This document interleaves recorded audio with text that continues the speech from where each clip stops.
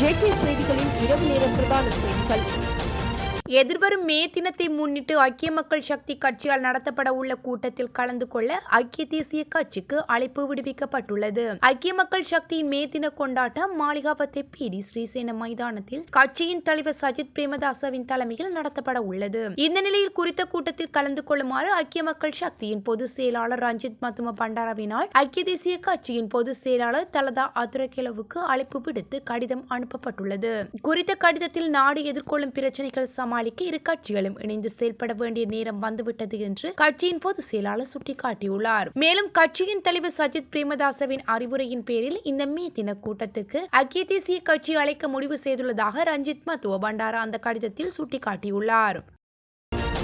கட்டுநாயக்க பண்டாரநாயக்க சர்வதேச விமான நிலையத்தில் பாரிய அளவிலான போதைப் பொருட்களுடன் கைது செய்யப்பட்ட தேரர்கள் தொடர்பாக முறையான விசாரணைகள் ஆரம்பிக்கப்பட்டுள்ளதாக பொது பாதுகாப்பு அமைச்சர் ஆனந்த விஜயபால தெரிவித்துள்ளார். நிகழ்வொன்றின் பின்னர் ஊடகங்களுக்கு கருத்து தெரிவித்த அவர், சட்டத்தின் முன் அனைவரும் சமமாகவே நடத்தப்படுவார்கள் என்றும் எவருக்கும் அந்தஸ்து அடிப்படையில் சலுகைகள் வழங்கப்படாது என்றும் உறுதியளித்துள்ளார். குறித்த சம்பவம் ஏற்கனவே நீதிமன்றத்தில் அறிக்கை சமர்ப்பிக்கப்பட்டுள்ளதோடு விசாரணைகளின் முடிவுகளின் அடிப்படையில் அடுத்த கட்ட சட்ட நடவடிக்கைகள் எடுக்கப்படும் என்றும் அமைச்சர் குறிப்பிட்டுள்ளார். மேலும் மகா சங்கத்தினரின் ஆலோசனைகளை உள்வாங்கி சட்டத்தின் ஆட்சியை நிலைநிறுத்துவதில் அரசாங்கம் உறுதியாக இருப்பதாகவும் அவர் வலியுறுத்தியுள்ளார். இந்நிலையில் நாடளாவிய ரீதியில் முன்னெடுக்கப்படும் போதைப் பொருள் ஒழிப்பு திட்டத்தின் ஒரு அங்கமாகவே கட்டுநாயக்காவில் இந்த சுற்றி வளைப்பு முன்னெடுக்கப்பட்டதாகவும் அமைச்சர் கூறியுள்ளார். அதன்போது அங்கு 110 கிலோகிராமுக்கும் அதிகமான போதைப் பொருள் கைப்பற்றப்பட்டுள்ளதுடன் தேரர்கள் உட்பட பல சந்தேக நபர்களும் கைது செய்யப்பட்டுள்ளனர். அந்த வகையில் இது தொடர்பான மேலதிக உண்மைகள் மற்றும் கண்டுபிடிப்புகள் உரிய நேரத்தில் நீதிமன்றத்தில் சமர்ப்பிக்கப்படும்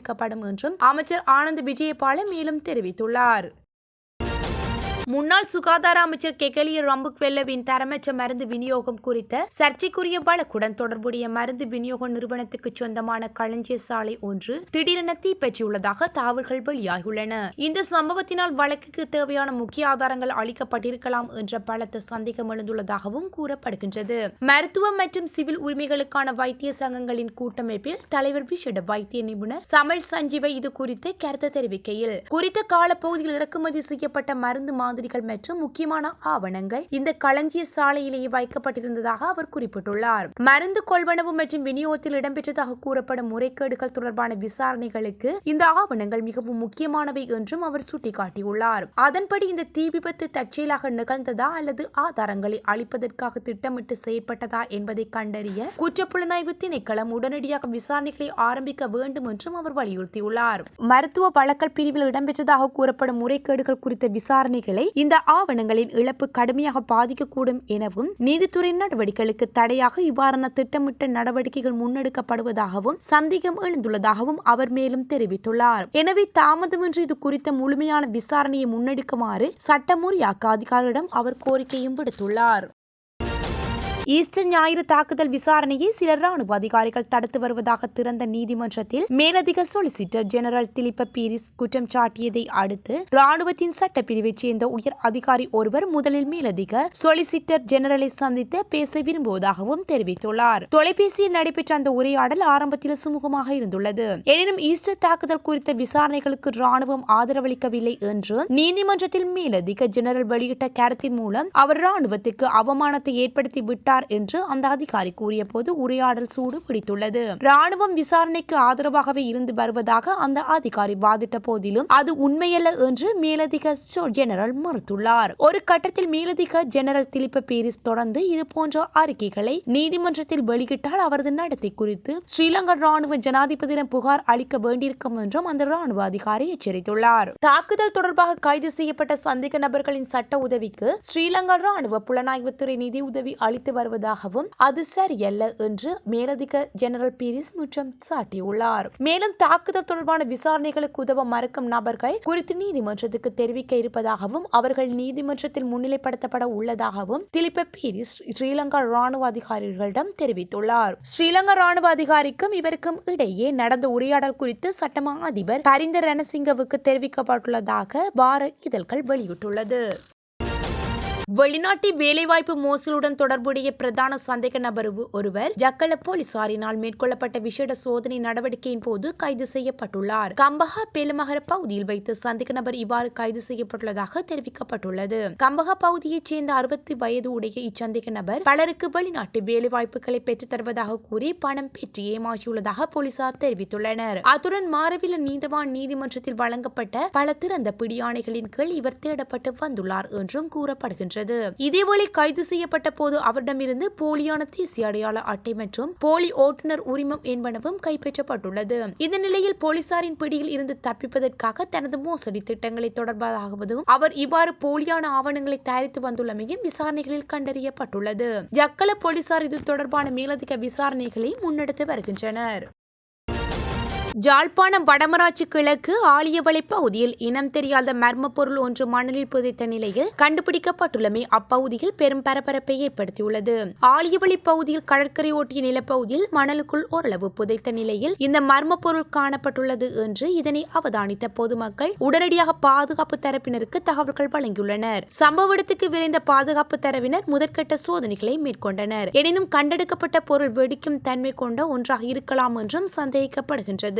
அப்பொருள் எவ்வகையை சார்ந்தது என்பது இதுவரை உறுதியாக இனம் காண முடியவில்லை என்றும் அவர்கள் தெரிவித்துள்ளனர். தற்போது குறித்த பகுதி பாதுகாப்பு வலயத்துக்கு கொண்டு வரப்பட்டுள்ள அதேவேளை இது தொடர்பான மேலதிக விசாரணைகளை மருதங்கணி போலீசார் முன்னெடுத்து வருகின்றனர். காணி பிரச்சினை ஒன்றில் பெண் ஒருவரை துப்பாக்கி முனையில் அச்சுறுத்திய சம்பவம் தொடர்பில் நாடாளுமன்ற உறுப்பினர் ராமநாதன் அர்ஜுனாவுக்கு விளக்கமறியல் உத்தரவு பிறப்பிக்கப்பட்டுள்ளது. இளவாலை போலீசாரினால் கைது செய்யப்பட்டு இன்று மல்லாகம் நீதிமன்றத்தில் முன்னிலைப்படுத்தப்பட்ட நிலையில் குறித்த உத்தரவு பிறப்பிக்கப்பட்டுள்ளது. இதன்படி ராமநாதன் அர்ஜுனாவை நாளை மறுதினம் வரை விளக்கமறியலில் வைக்குமாறு நீதிமன்றம் உத்தரவிட்டுள்ளது. பெரியவிளான் பகுதியில் உள்ள காணி ஒன்று தொடர்பாக நாடாளுமன்ற உறுப்பினருக்கும் மற்றும் ஒரு தரப்பினருக்கும் இடையில் நிலவிய பிணக்கு ஒன்று நிலவி வரும் நிலையில் நேற்று முன்தினம் சனிக்கிழமை குறித்த காணிக்குள் நாடாளுமன்ற உறுப்பினருக்கும் மற்ற தரப்பினருக்கும் இடையே வாய்த்தர்க்கம் ஏற்பட்டுள்ளது.